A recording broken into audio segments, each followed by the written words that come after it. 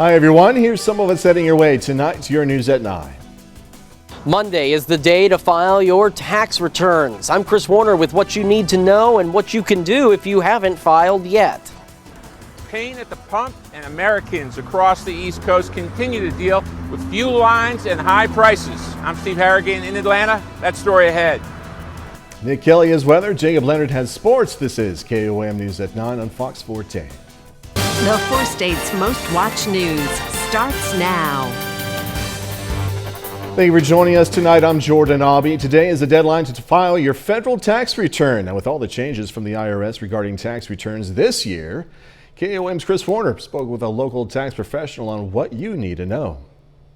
For many, tax season is not the most wonderful time of the year. With the pandemic, it's made things more confusing for some, especially those who were on unemployment, who may have never been on unemployment in their lives.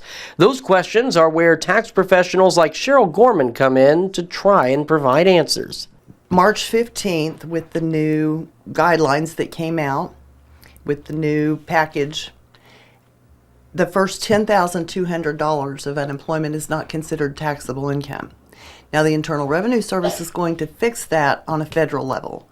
On a state level, we haven't heard that any state is fixing it automatically. That means Gorman and her fellow tax preparers will have to go back through and contact anyone who filed their return prior to March 15th so they can make adjustments at the state level. Another issue coming up, the nearly 31 million people who have already filed still waiting on their refund. Gorman says those returns have entered the IRS's ERS, or Error Resolution Service. What it means is there's something on that return that the Internal Revenue Service wants to have human eyes look at. They're in review. It doesn't mean that your preparer's made an error. It doesn't mean that you've done anything wrong. It just means that it's gotten snagged. Gorman says she wants to remind people that the stimulus payments are not taxable income, but must still be accounted for. Stimulus payments do have to be reconciled on your tax return. So if you added a child and you didn't get that stimulus money, this is where we would enter that you didn't get it, enter the new dependents information. That would generate that stimulus coming to you. Gorman says Monday is also the last day to file for an extension without being penalized by the IRS. In Webb City, Chris Warner, KOAM News. Many people also have questions about the advanced child tax credit payment, which the IRS announced today would be starting in July. Gorman says they're waiting on more guidance from the IRS. We have more information about the IRS announcement on our website, KOAMNewsNow.com. Meteorologist Nick Kelly joins us now with the first look at the forecast. I don't know about other people, but today I was really feeling that humidity, Nick. Yeah, it didn't help, Jordan, that it was fueled by all that rain that a good number of us saw last night. That left over an inch of rain at Joplin Regional. Despite that, though, we went from 63 this morning to a high of 76, pretty close to where we should be for this time of the year. The only thunderstorms I'm seeing on the border are stretching from about Republic past Milnette, and some of these could try to expand a little bit, so that's why I'm keeping just a few random thunderstorms in the forecast tonight. Thankfully, though, any big, nasty storms will stay well to the west of us. Quick check of temperatures has us in the upper 60s to near 70. We're going lower 60s for tonight, Jordan, and even though we stay warm for the week ahead, these rain chances will just keep coming. We'll break that down here in a bit. All right, Nick, thanks so much. It is National Law Enforcement Appreciation Week, and Newton County, Missouri is showing their support. County commissioners today, look at that, hosted a barbecue lunch in the sheriff's office parking lot. Police from Granby, Neosho, and Diamond also showed up. You know, there are people that do appreciate what they do. You know, sometimes they might think that they're, you know, kind of in a vacuum and just go to a job in the morning, but there are people that do appreciate what they do, and we like to share those thoughts with them. Organizers say a lot of grub was left over, so 911 dispatchers and police from other areas were also allowed to stop by for a good meal. Jasper County Sheriff's Office is also taking part in Law Enforcement Appreciation Day. The office today honored new employees and people recently promoted. They held a ceremony at Carthage's Memorial Hall. Recognize the significant contribution that law enforcement employees make to their community, and it's not to be taken lightly. I think it's if you come to work for a law enforcement agency, I think that decision to serve the public in that way should be honored, and this is one of the ways that we do that. This was the first event honoring new hirings at the Sheriff's Office since this pandemic started. President Biden is pushing for more Americans to get vaccinated as his administration tries to ramp up vaccination efforts around the world at the same time. Fox's Madeline Rivera is over in D.C. with more details on the president's latest initiative. As the U.S. makes progress in its attempts to manage COVID-19 cases, President Biden says his administration is taking steps to help other countries do the same. The United States will send 20 million doses authorized for use in the United States to help countries battling the pandemic by the end of June. That's in addition to the 60 million doses of AstraZeneca the president had already committed to sending overseas. We'll share these vaccines in the service of ending the pandemic everywhere. The announcement comes as many struggle with mask rules back at home. The CDC recommended last week that fully vaccinated people are no longer required to wear masks outdoors or indoors in most situations, leaving state and local governments and businesses scrambling over how to implement the new guidance. I think there needs to be some improvement in communication, but the science is sound. Several businesses like Trader Joe's, Target, and Walmart have dropped their mask policies for those that are fully vaccinated, while other retailers like Apple, Walgreens, and Home Depot still require them. But the country's largest nurses union, National Nurses United, is blasting the CDC, saying the recommendation to ease up COVID guidance threatens the lives of patients, nurses, and other frontline workers. This is not the time, especially with the variants running around, to be laxening your mitigating factors. As President Biden pushes for more vaccinations, the White House maintains the federal government won't require Americans to carry so-called vaccine passports, saying the matter should be left to the private sector. In Washington, Madeline Rivera, Fox News. Just about 2 weeks out now from the Memorial Day holiday. That's when many Americans typically hit the road, of course, make some memories. But a continued fuel shortage along the East Coast and rising gas prices have many concerned. Fox News correspondent Steve Harrigan has more now from Atlanta. Gas shortages and rising prices at the pump continuing to fuel concern along the East Coast. In areas like Washington, D.C., fuel is hard to come by, as more than 80% of stations are without gas. And I've been riding all over the place trying to find gas. So I was just hoping, because we live 2 blocks that way, that there would be some gas somewhere. This stemming from a cyber attack and closure of the Colonial Pipeline last week, which supplies 45% of the fuel on the East Coast. The pipeline was turned back on Wednesday. The company saying that gas is once again flowing at normal rates, but that it will take time for the supply chain to catch up. The pipeline's closure creating a high demand and a spike in prices that continues. They are higher and you know, this is a big truck and a big tank. It won't be efficient, but have to do what we have to do. According to Gas Buddy, the national average for gas now sits at $3.04 a gallon. 1 year ago, the average was $1.87. That's a 63% increase, and the highest price Americans have seen at the pump since 2014. Some say this should be a signal to the Biden administration to change their anti-pipeline stance. If one pipeline goes down and can cause this amount of panics and these long lines, it tells you how vulnerable we are. All of this a concern for Americans ahead of Memorial Day, traditionally a big driving weekend. In Atlanta, Steve Harrigan, Fox News. KOAM News at 9 on Fox 14 takes this time now to honor one of our 4 state heroes. Roy Teeter served in the U.S. Army from 1944 to 45. Native of Quapaw, Oklahoma, Teeter was stationed in England, France, Belgium, and Germany. He earned a Purple Heart. We are proud to thank and salute Roy Teeter. He's tonight's 4 state hero. Nick Kelly's up next with a complete look at the forecast. A bit later in sports, it's playoff time for local high school baseball. Going to have highlights and scores in sports.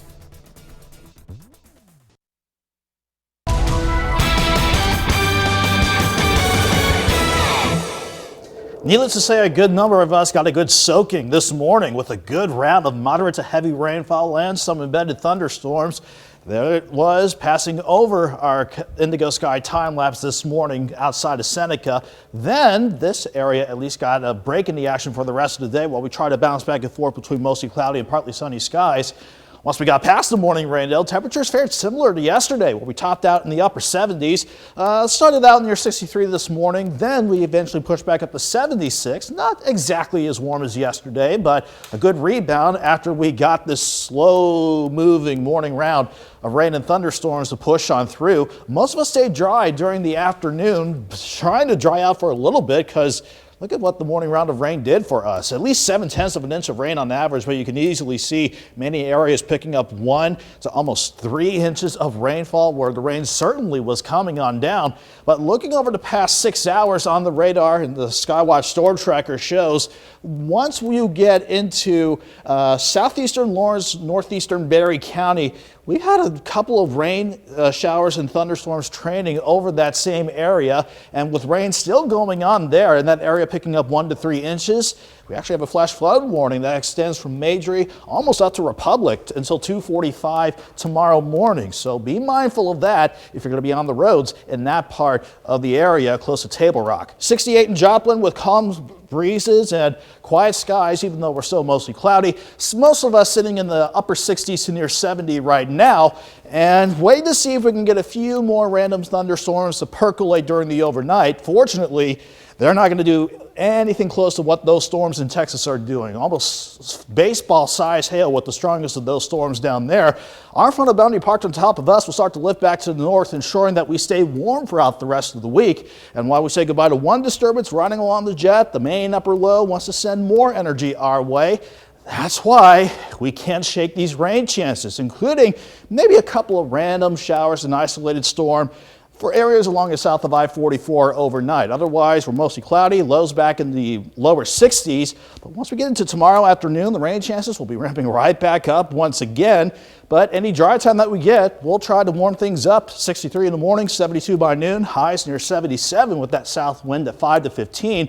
Maybe a break in the action going into Tuesday night, but more energy out west means more rain chances coming in for Wednesday. So for the next 2 days alone, we could be looking at rain amounts as low as 1/4 of an inch to as much as 1.5 inches to maybe 2.5 inches of rain. So over the next 2 days alone, we'll be getting quite a bit of rainfall for spots. But with these rain chances extending even into the weekend, we got to keep an eye out for any potential flooding until we hit the end of the week. 77 tomorrow, Wednesday, 78 Thursday, 80s return for the weekend, thankfully, Jordan. Now, regarding Saturday and Sunday, the thunderstorm chances are there, but they drop in coverage. And thankfully, knock on wood, I'm not seeing anything strong at this time. Baseball-sized hail down south. That's unbelievable. Yeah, that's nasty hail you don't want to mess with. No, exactly. All right, we'll see you in a little bit. Thank you so much, Nick Kelly. Coming up, a plea deal in a federal investigation. An associate of Florida Congressman Matt Gaetz pleads guilty in federal court to 6 counts. I'm Phil Keating in downtown Orlando with what the plea deal could mean for the federal sex trafficking investigation into the congressman. An associate of Florida Congressman Matt Gaetz pleaded guilty to federal charges. As part of his plea deal, he's helping investigators with the federal sex trafficking case into the embattled representative.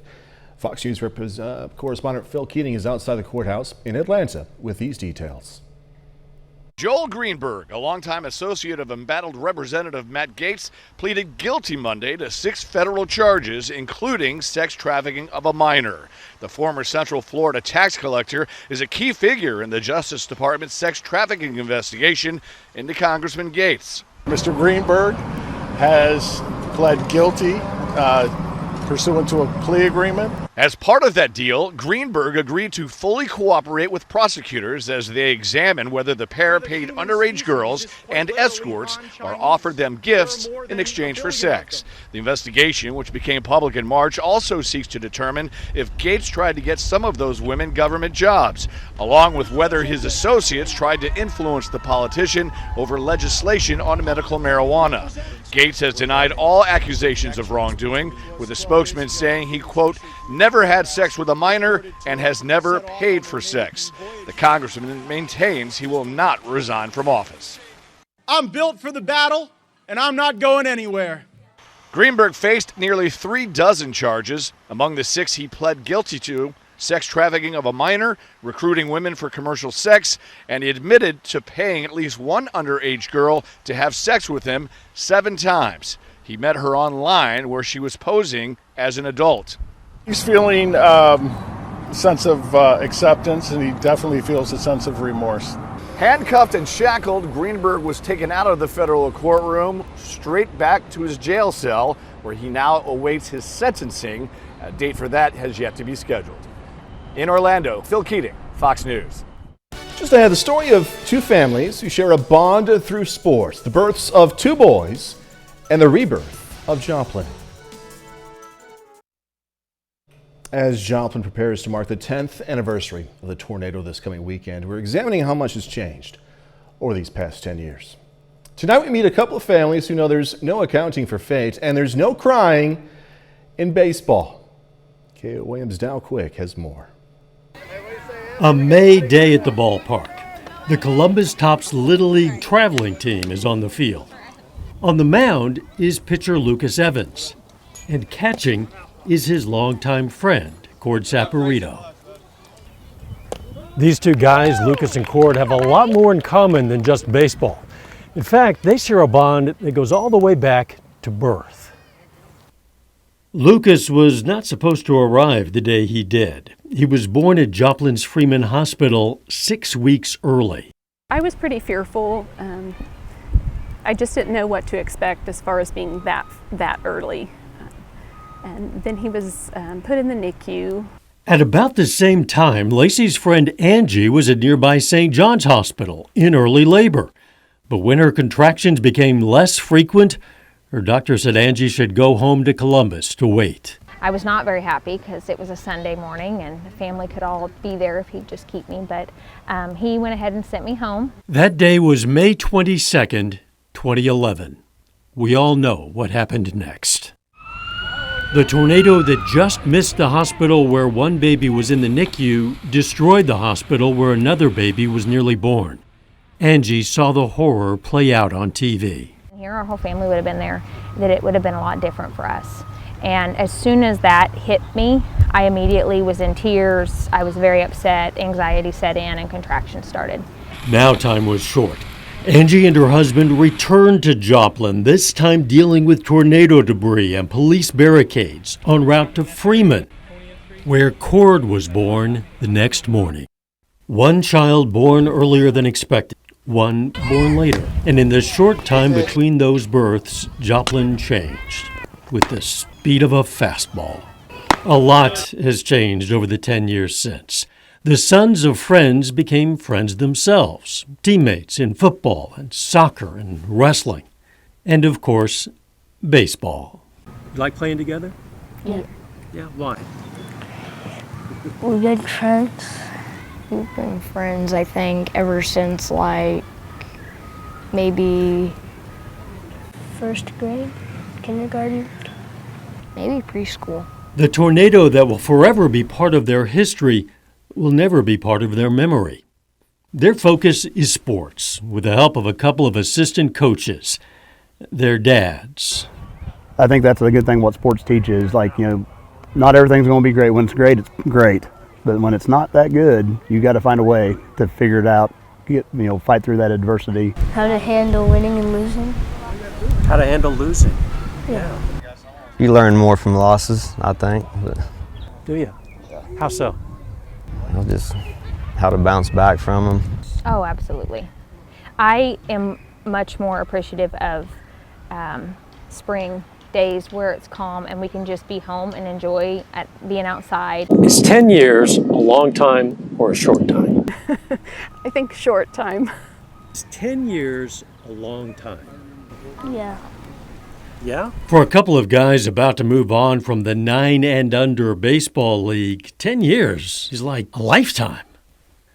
Certainly time enough to learn that even when you're down, you got to keep on swinging. You should lean on friends, learn from family, and appreciate the simple joy of being safe at home. 10 years.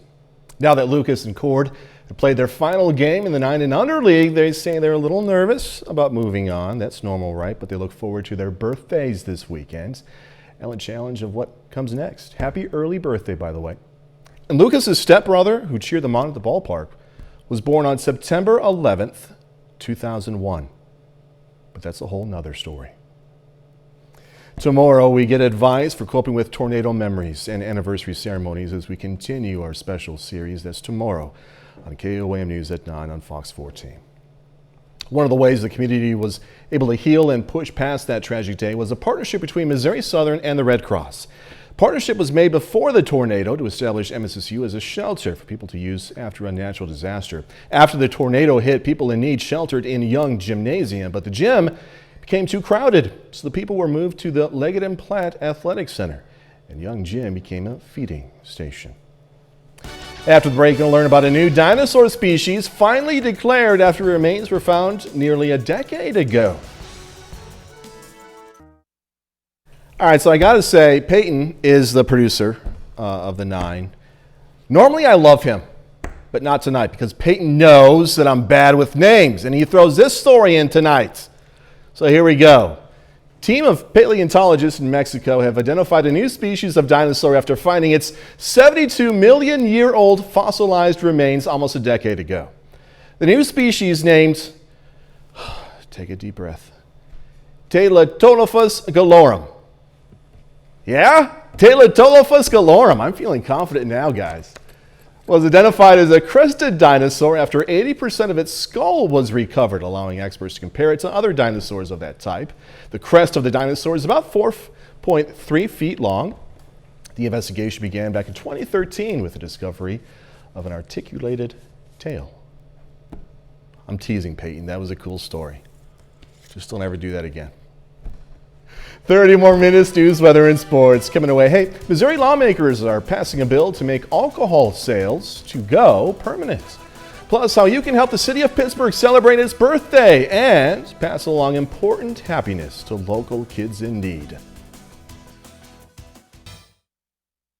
A change many restaurants and bars made to stay afloat during the pandemic was allowing for alcoholic beverages to be taken to go.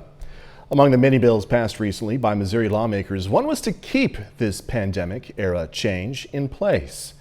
KOAM's Bronte Sorosky spoke with a local Joplin restaurant to see how the change would benefit them. During the pandemic, the ability to offer alcoholic drinks to go helped out Club 609 in Joplin promote their business.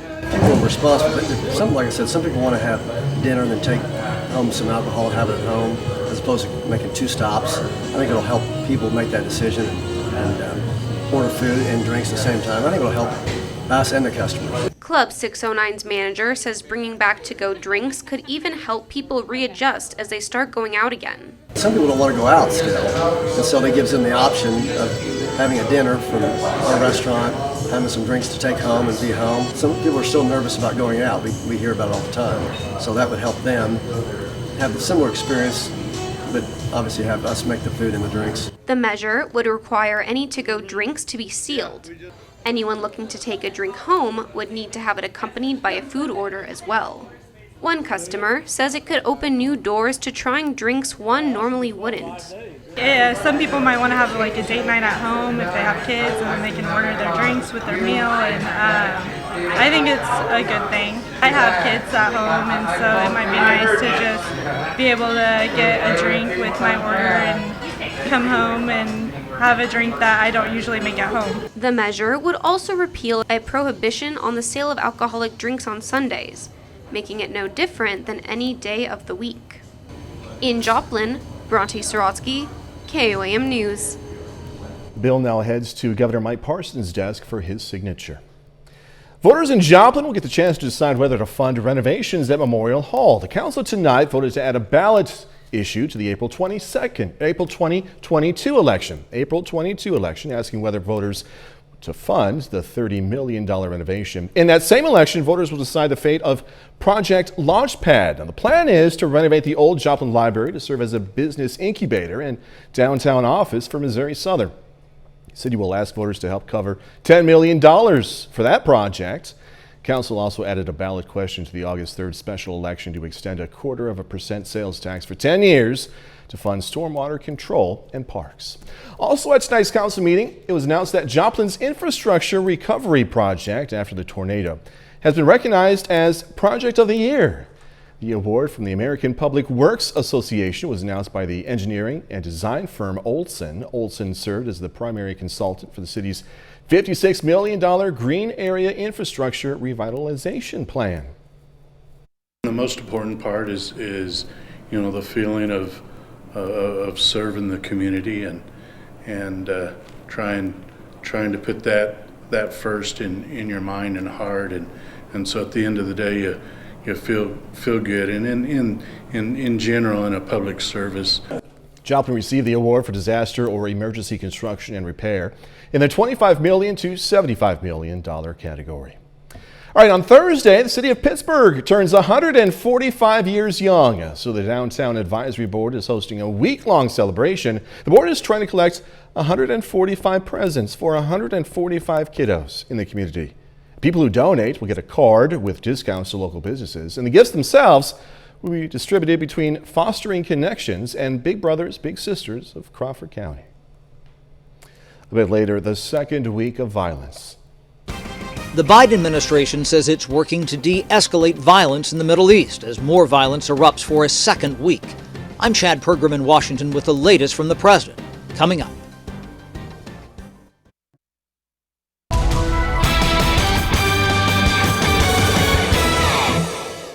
Even though we had to deal with quite a bit of rain this morning and some leftover cloud cover this afternoon, we still managed to warm up into the mid-70s. Most spots pushing 76. Certainly doable once we got past this wet mess over indigo sky outside of Seneca, Missouri. And thankfully some peaks of the sun did manage to work on through today. But again, that complex of rain, slow to work out of central and northern parts of Oklahoma, and it took its sweet time working through here as well during the morning hours. In its wake, 7/10 of an inch of rain on the average. Granted, not everybody saw that, but where the rain really came on down, you saw more than that, pushing 1 to 3, if not 4 inches of rain.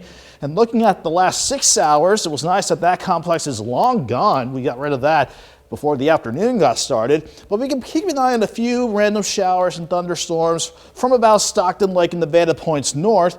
But now the action is primarily shifted south of I-44 in southwestern Missouri. In fact, this is still redeveloping rain and thunderstorms stretching from about Republic past Monette. And since this area has already seen 1 to 3 inches of rain just from this evening, they have a flash flood warning out until 2:45. So if you know anybody venturing on the roads that way, tell them to be careful if they are going to be out on the roads tonight in that part of the area near Table Rock. 68 in Joplin, a calm breeze and thankfully calm skies, even though we're mostly cloudy up top. Most of us in the upper 60s to near 70, but everyone's going to eventually settle back into the lower 60s tonight, while we continue to keep an eye on maybe a few random storms for some overnight. Fortunately, we don't have to deal with any of this. A couple tornado warnings around San Angelo and Lubbock, but the worst stress with these storms were up to baseball-size hail. Fortunately, none of this is headed our way. In fact, the frontal boundary to help aid in those storms and our rain chances here is going to actually start to lift back to the north, keeping us warm for the rest of the week.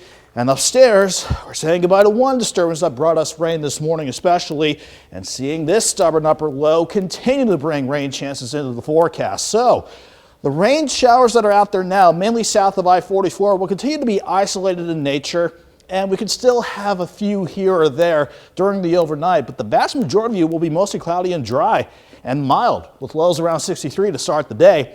Then I think the atmosphere will be prime again to see more scattered rain and thunderstorms, especially during the afternoon. But any dry time that we get with that south wind at 5 to 15, that will help us out with temperatures again. 63 in the morning, 72 by noon, highs near 77. With a break tomorrow night and more rain Tuesday, just over the next 2 days alone, we can see anywhere from 1/4 of an inch to 1.5 inches, maybe 2 inches of additional rainfall before this stubborn upper low finally gets a hint, starts skedaddling up to the north as we go into Thursday. We'll still hold on to some thunderstorm chances, but I wanted to quickly show you this upper level ridge building in. That will start to lower our thunderstorm chances a bit for Friday and into the coming weekend. So that bodes well for this coming weekend. Not seeing any severe weather with these rain chances over the next several days, and thankfully temperatures behave as well. Upper 70s tomorrow through Thursday. Jordan, we're back to 81 on Friday, and we'll stay in the 80s going into next week. Yeah, no complaints. Good temperatures there. I'm just afraid that when the 80s return, it's going to feel muggy with all this rain. Yeah. Oh well. Nick Kelly, thank you. Coming up in sports, the 3A Regional Baseball Tournament gets started today in Girard. Plus, Neosho and Carl Junction Soccer squaring off for a spot in the district championship. Jacob Leonard has that and more next.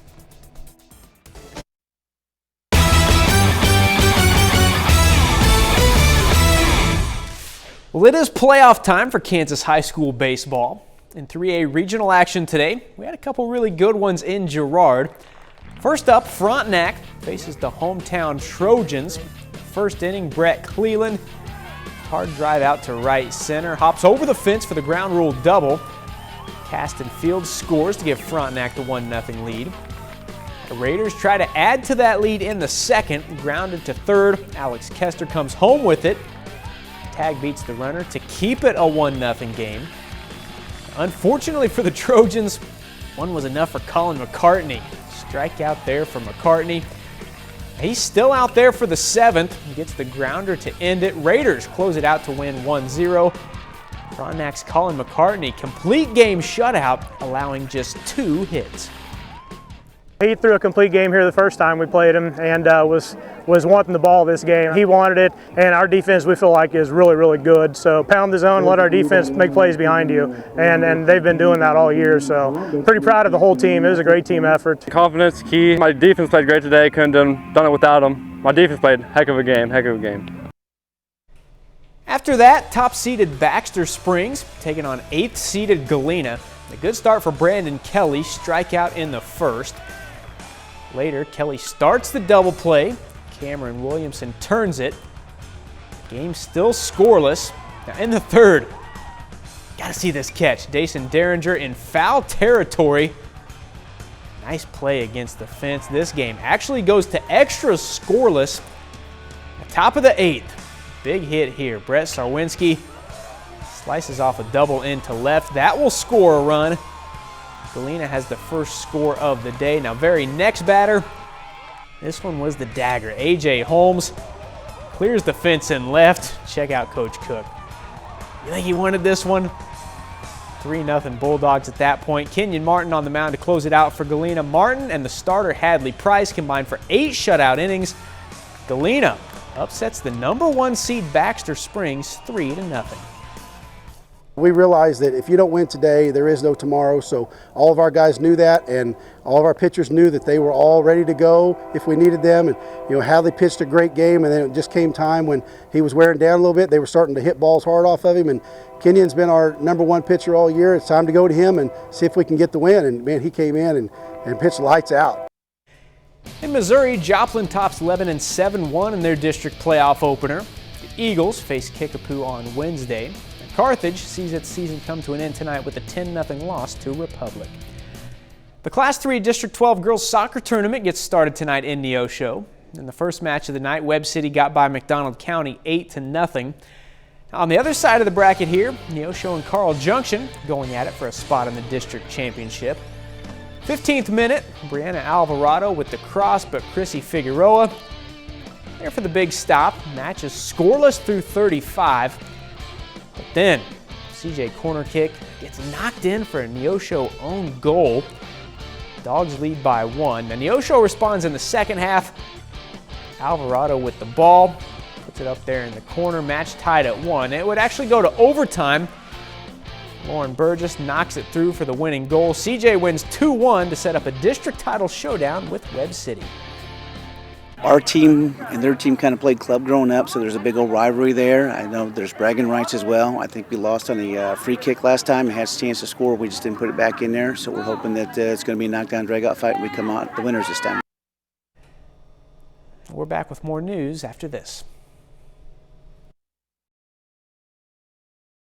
As the violence between Israel and Hamas enters a second week, the Biden administration is facing mounting pressure to call for an immediate ceasefire. Fox News congressional correspondent Chad Pergram is in Washington with the latest on what the White House says it's doing to de-escalate tensions. More violence on the Gaza Strip Monday as the Israeli military unleashed a wave of airstrikes, destroying Hamas militant tunnels and homes. In Washington, the latest attacks also unleashed a fresh round of calls among lawmakers for the Biden administration to do more. Dozens of Democratic senators are urging an immediate ceasefire.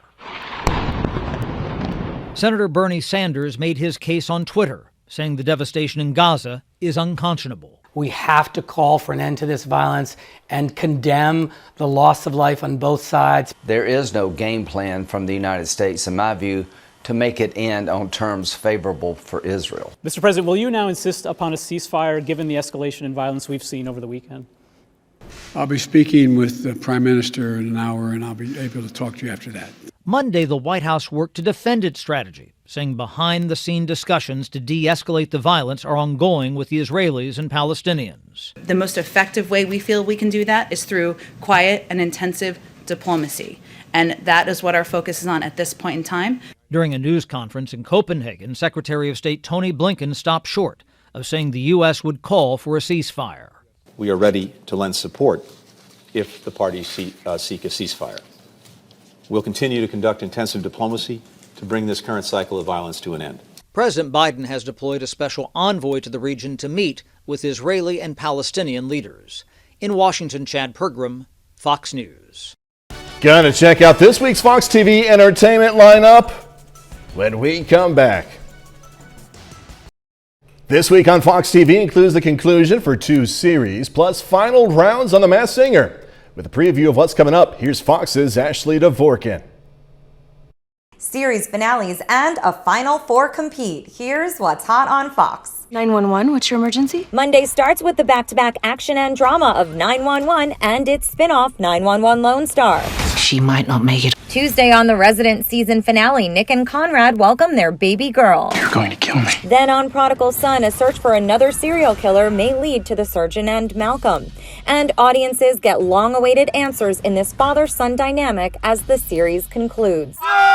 Wednesday, the Final Four take the stage on The Masked Singer with Darius Rucker on the panel and Cloodle-Doo revealed. Then it's Game of Talents combining spectacle and spectacular prizes. Oh boy. Thursday starts with Family Guy and the puppetry and comedy of Let's Be Real. Then it's the special 1-hour series finale of Last Man Standing. Nancy looked at me after we came in to do our scene, and she looked at me and said, "Are you all right?"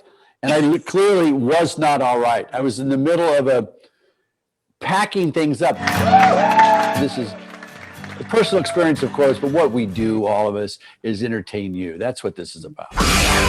Friday, Fox Sports brings WWE Friday Night SmackDown. Here we go! And Sunday's Animation Domination welcomes Season 2 of Amy Poehler's Duncanville. In Hollywood, Ashley Dvorkin, Fox News. That's our time for tonight. Thanks so much for joining us. Going to leave you with a video of a polar bear taking an ice bath at an Oregon zoo. Yeah, enjoy. Be safe. Do this all again tomorrow. See you then.